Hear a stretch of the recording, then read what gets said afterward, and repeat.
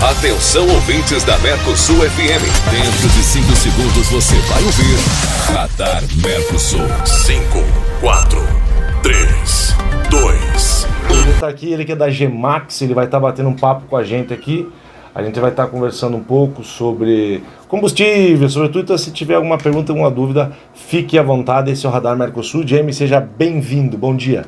Bom dia, muito obrigado pelo convite. Em nome da Gemax, rede de postos, agradecemos estar aqui presente para falar um pouquinho do posto e alguns assuntos relevantes sobre o mercado de combustível. Maravilha. Como surgiu a rede Gemax, James? Você poderia contar para a gente um pouco da história? Sim. O Teobório iniciou a operação em 1994 com a unidade Posto Sete Quedas. Depois veio a segunda unidade, que era o Posto Mercedes, na cidade de Mercedes. A terceira unidade, eu só não vou conseguir lembrar aqui as datas, né? Conforme a rede foi crescendo. Né? Como diz o ditado, para o pequeno a gente está grande, para o grande a gente está pequeno. Surgiu o Posto Mercedes como a segunda unidade. A terceira unidade foi o Posto Maracaju, que é a unidade onde eu estou presente. Minha sala fica no Posto Maracaju, que fica na rodovia. A quarta unidade foi o Posto Paloma, ali na Praça Castelo Branco. Aí a quinta foi a unidade Posto Região, em Marechal Cândido Rondon. A sexta unidade foi o Posto Campai, que é aqui, aqui em Guaíra. E a sétima unidade, o Posto Industrial em Toledo. Legal. Então são 7 postos, né? Foi inaugurado em 2020 a distribuidora, né, que é onde a compra e venda é só pela plataforma, pelo site. E então, assim, iniciou com o Posto Sete Quedas. Que maravilha. E onde entrou o James nessa jogada? Em 2005, na verdade eu tenho 38 anos, trabalho no posto desde os meus 14, né? Então era outros operadores no Posto Maracaju, e em 2005 o Teobório assume a operação do Posto Maracaju. Então, quando ele assumiu a equipe, né, do Posto Maracaju, era uma equipe de 6 pessoas, né? Hoje a gente trabalha em 45 nessa unidade, né? Já chegamos a trabalhar em 80 nessa unidade. Mas em 2005, quando ele inicia a operação do Posto Maracaju, eu já estava no posto, né? Então, simplesmente passei a trabalhar para ele, né? Que maravilha. Depois de 6 meses... até então ele não tinha, como era uma unidade pequenininha, nós enfrentávamos muita dificuldade porque era uma época a rodovia intransitável, teve a época da febre aftosa, aonde todo o fluxo de caminhão desviava por Maringá e por Porto Camargo, então aquilo era um deserto. Por isso nós trabalhávamos em 6 pessoas, né? O time como um todo. Depois de 6 meses o Teobório me coloca como gerente da unidade, né? E depois as coisas foram acontecendo. Né? Hoje eu estou como gerente comercial e operacional da rede, né? Respondo pela rede. Que legal. Daí a gente tem a Janaína, que é a gerente financeira da rede, né? E cada unidade tem o seu gerente responsável. Vocês estão com quantos colaboradores hoje total? Hoje mais ou menos uns 150 colaboradores. 150 colaboradores. Exato. Que legal. 150. Me diga outra coisa, você na pandemia, como que foi essa situação, para a gente falar rapidamente da pandemia? Se sentiu bastante afetado? Você teve que, infelizmente, desvincular algum colaborador? Ou sim. Como foi como é que vocês passaram esse processo? Os postos urbanos sofreram bastante porque teve vários lockdown nas cidades, fechando comércio, né? Então a gente antecipou férias, não houve uma questão de demissão em massa, né? A gente teve que reajustar os quadros, mas a gente antecipou férias, seguramos contratações, né? Então a gente conseguiu fazer muitas coisas ali para evitar a demissão. Já o posto de rodovia, até pelo fato do agro não ter parado, né? Então o fluxo seguiu normal, né? Nós não sentimos a dificuldade na unidade Posto Maracaju, que é o posto de rodovia. Agora nas urbanas foi bem impactante, uma queda de venda assim de 60%, 70%. Qual é o desafio que você vê hoje de empreender, do empreendedor no Brasil? A burocracia, né? Muito grande. A carga tributária muito grande. Estamos trabalhando aí quase meio ano para...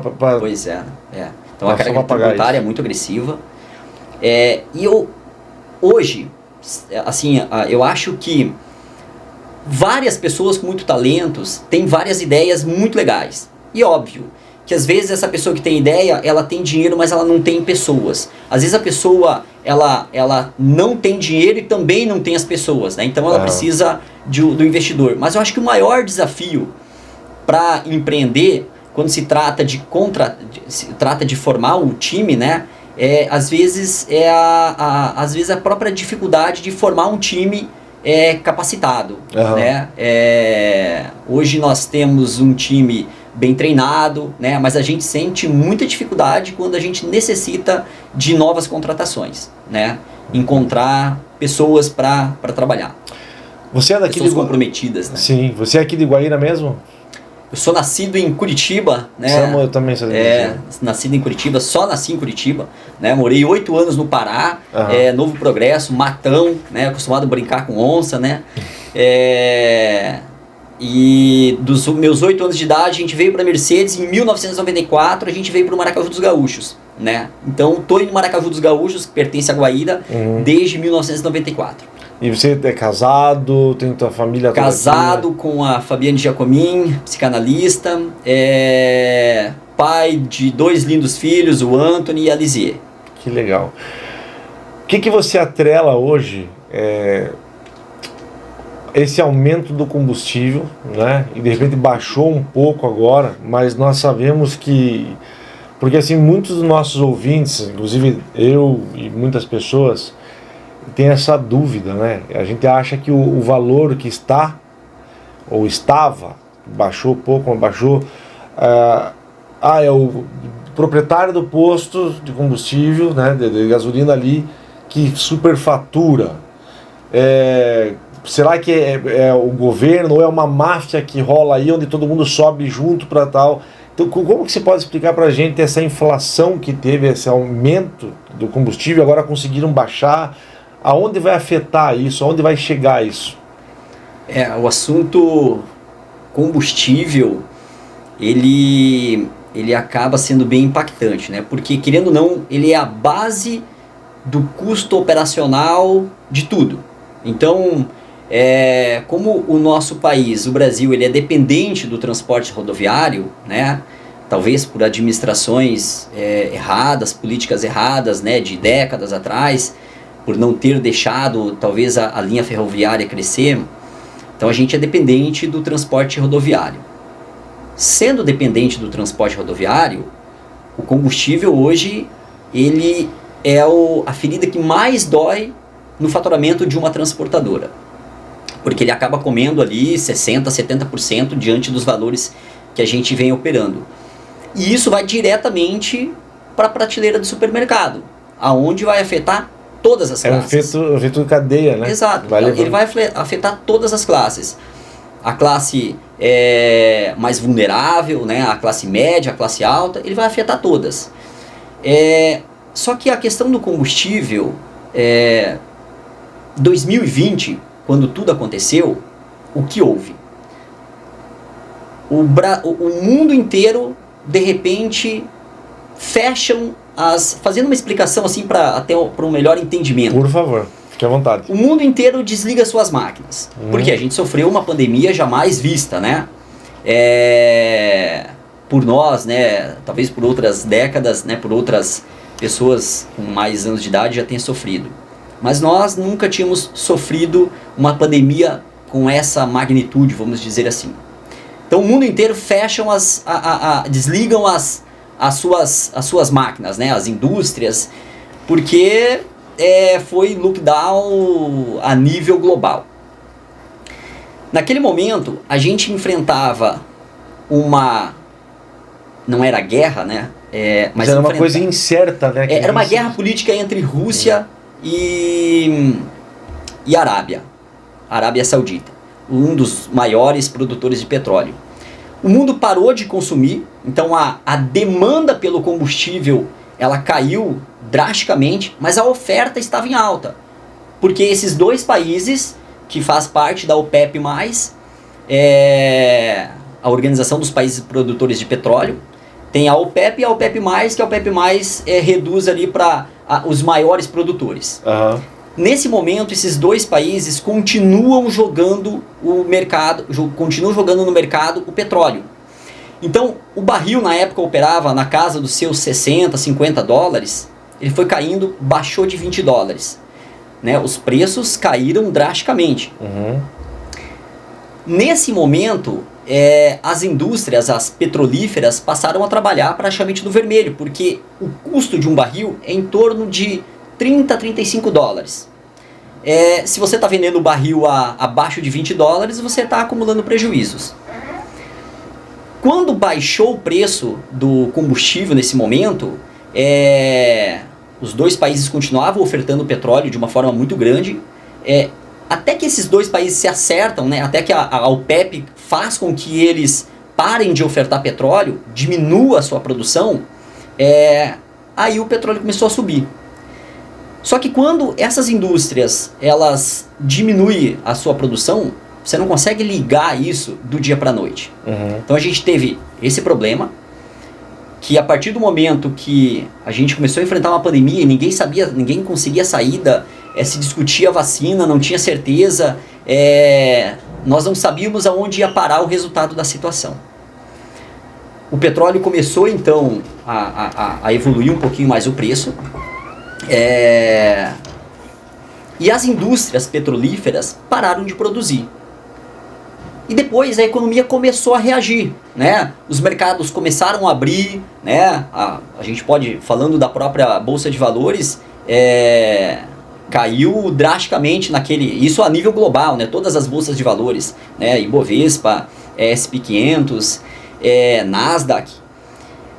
Quando a economia começa a retomar, aí vem o efeito da pandemia. A oferta começa a crescer, a demanda começa a crescer, né? Porque a economia começa a funcionar, o pessoal começa a viajar, a coisa começa a rodar normalmente. Mas a oferta continua baixa. Hoje, nós vivemos um grande problema, e não é somente esse, já vou pontuar um outro grande problema que, pelo fato do combustível estar nessas alturas. A pandemia é causadora de tudo, mas ela só destravou um problema que a gente já enfrentava. Todos os governos, isso a nível mundial, e a Europa é a principal que sofre. Você já deve ter ouvido falar, né, em algumas entrevistas, o que os governos estavam fazendo e continuam fazendo para a transição energética. Que é o quê? Tirar o petróleo do mercado. Aí você se coloca no lugar das petrolíferas, aonde o mundo discute essa ideia de que o petróleo ele é um causador de problema em termos de poluição. Você, como representante, proprietário, investidor desse negócio, você passa a desanimar, vamos dizer assim, né? Você passa a desinvestir nesse setor. Cara, por que eu vou investir se o governo está dizendo que em 2030 70% dos carros é para ser elétrico, né? O que eu vou fazer com o meu petróleo? Por que eu vou gastar bilhões de dólares aqui se esse meu produto lá na frente não vai ter demanda para ele?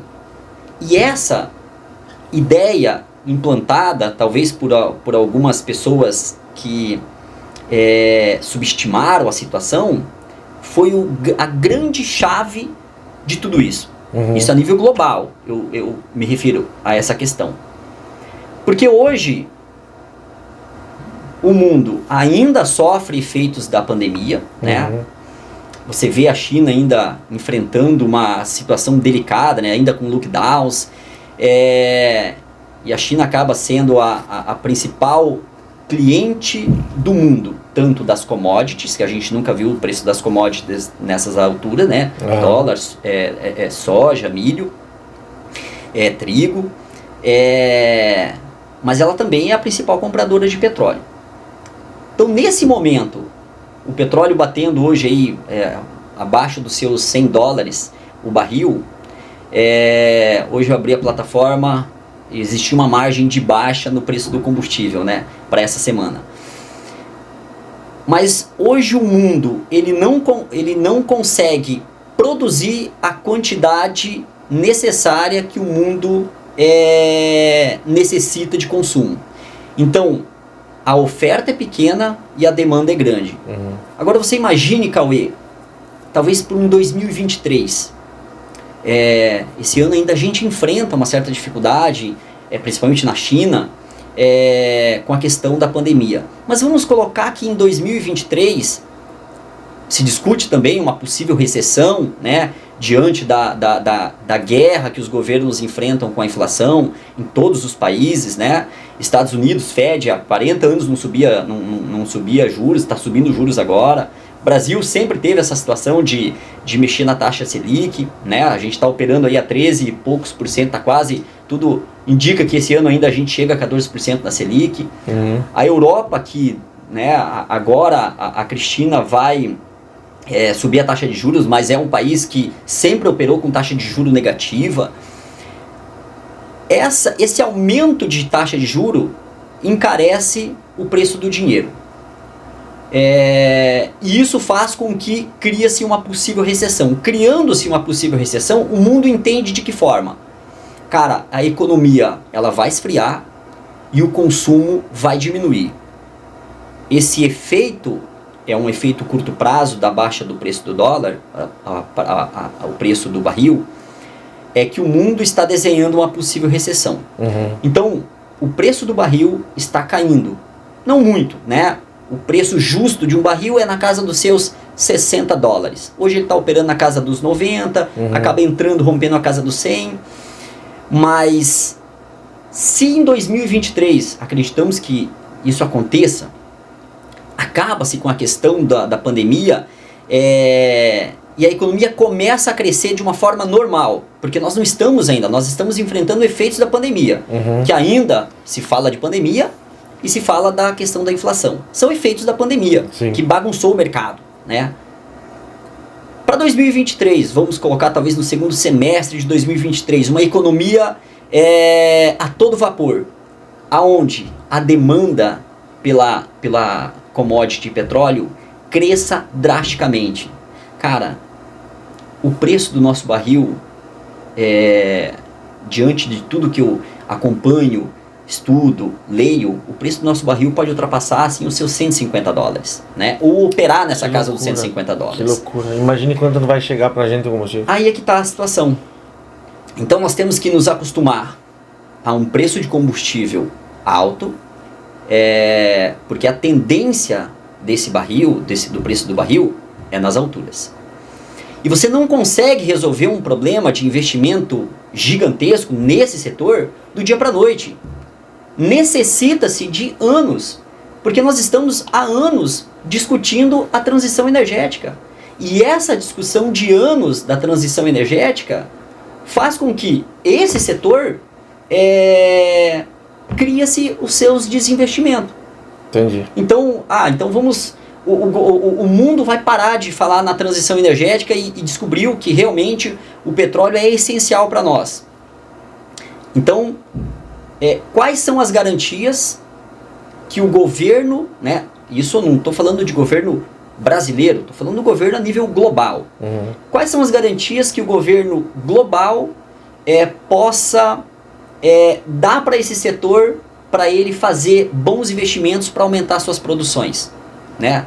Isso é uma pergunta que eu não tenho uma resposta aqui para você.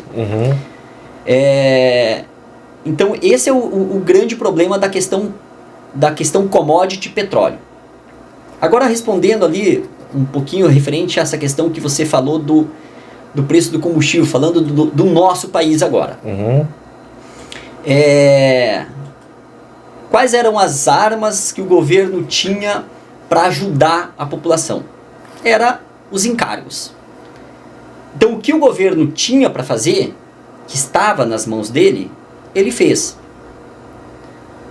Como o diesel, ele é o principal combustível que afeta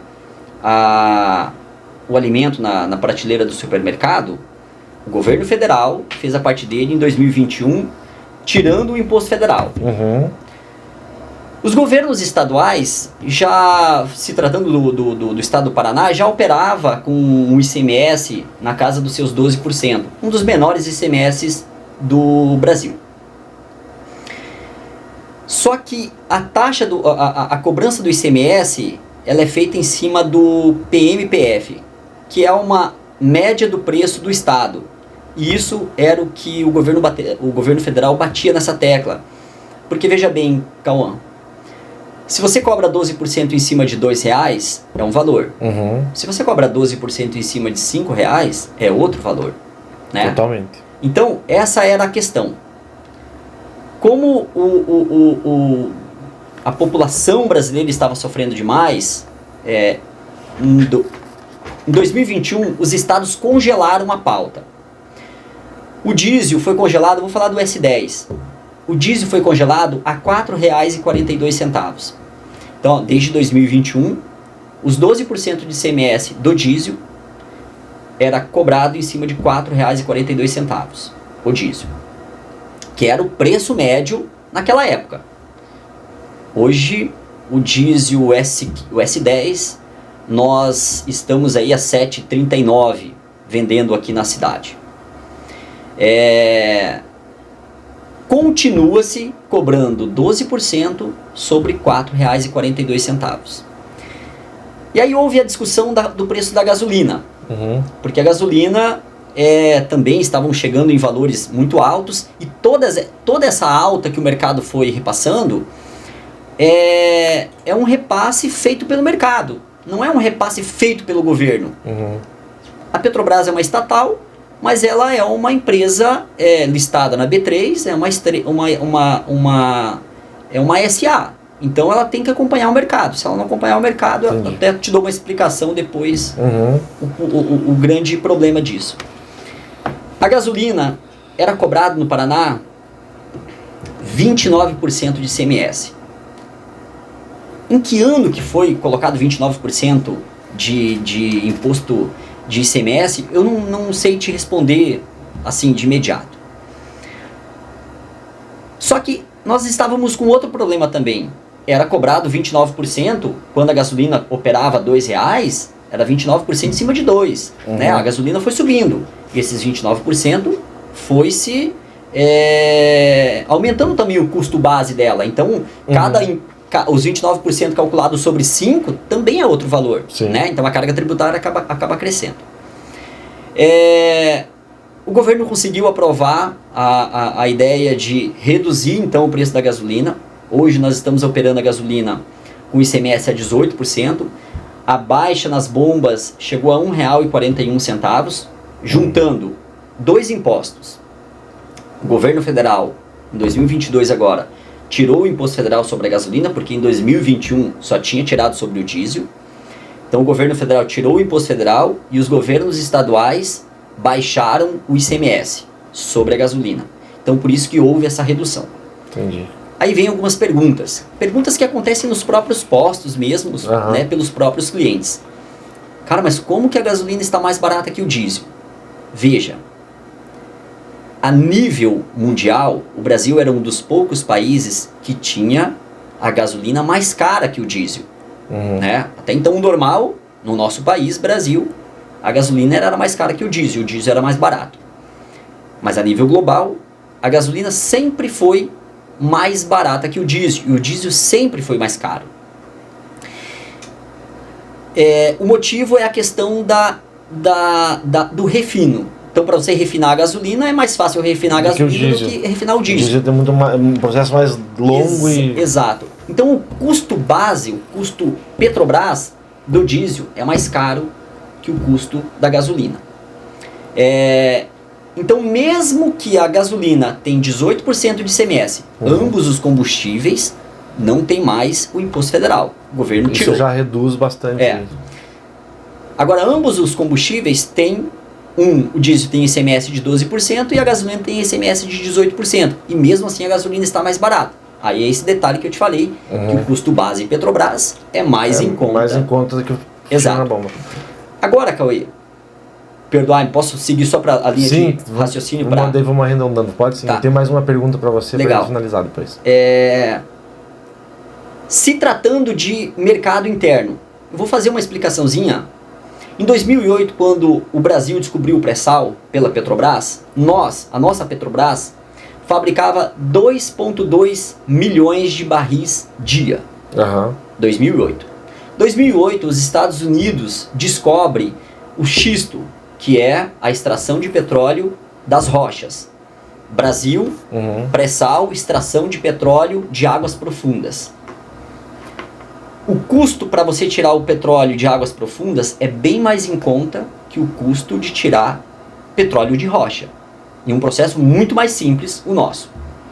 Só que o nosso, todos sabem que a Petrobras, ela era controlada pelo governo, aonde na época, 2008, o dólar, o barril chegou a bater $150. Naquele mesmo ano caiu diante do superprime, que foi a bolha imobiliária dos Estados Unidos, onde causou um efeito global, né, na economia, e o petróleo acabou caindo aquele ano.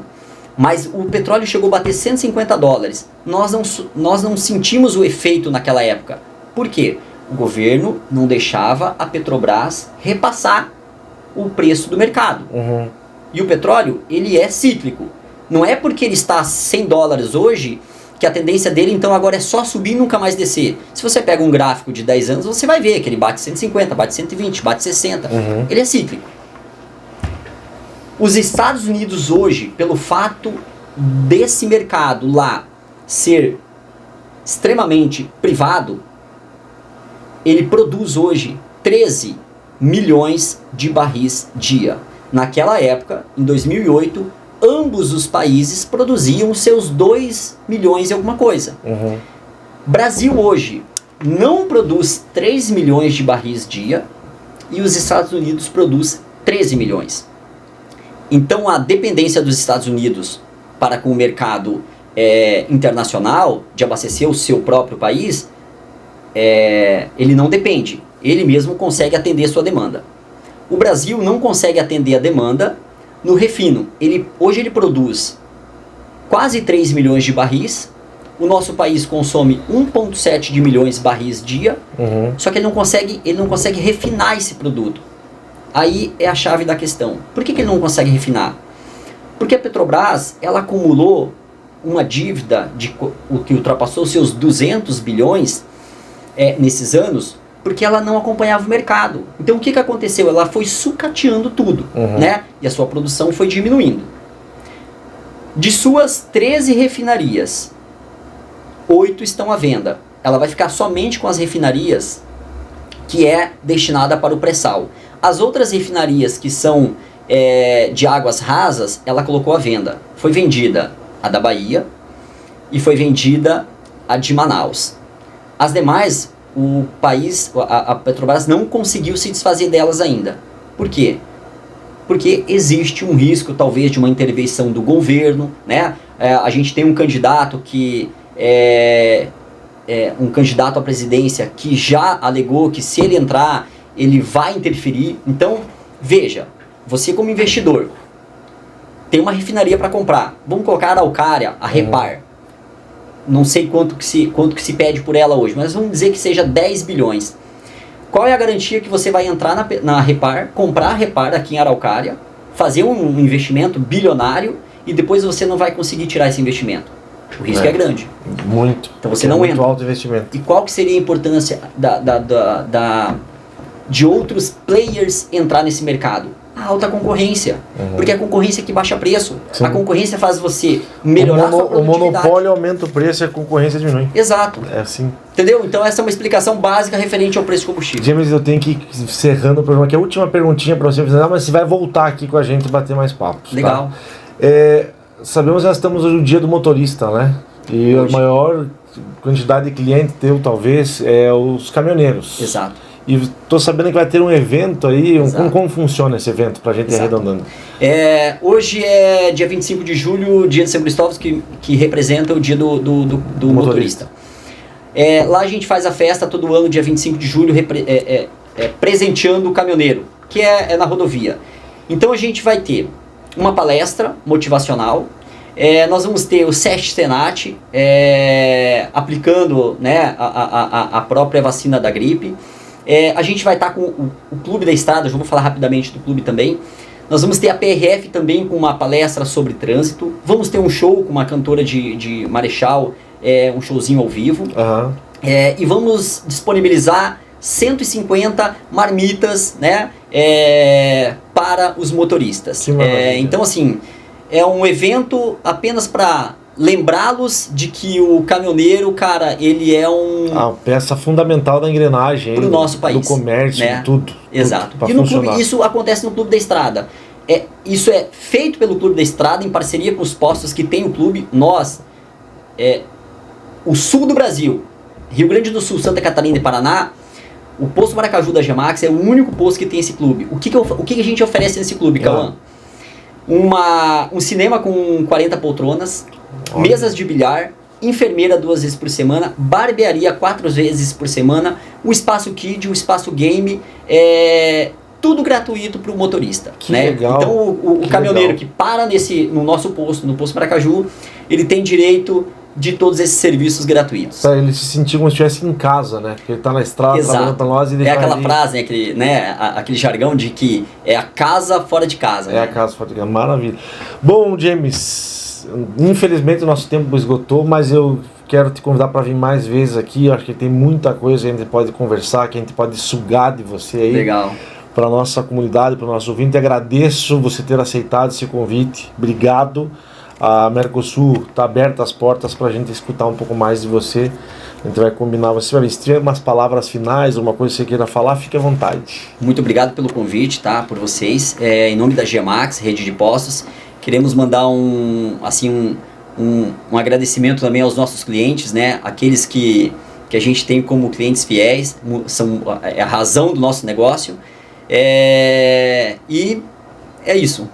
Obrigado, esse foi o James, né? Ele que aí é o cara que está à frente, pondo a cara, mexendo. Claro, tem toda uma equipe, não vamos deixar ninguém de fora, mas aí a cara da Gemax hoje está aqui com a gente, é o James. Obrigado, esse foi o Radar Mercosul. Seja sempre bem-vindo. Mercosul cada vez mais perto de você. Mercosul FM, cada vez mais perto de você.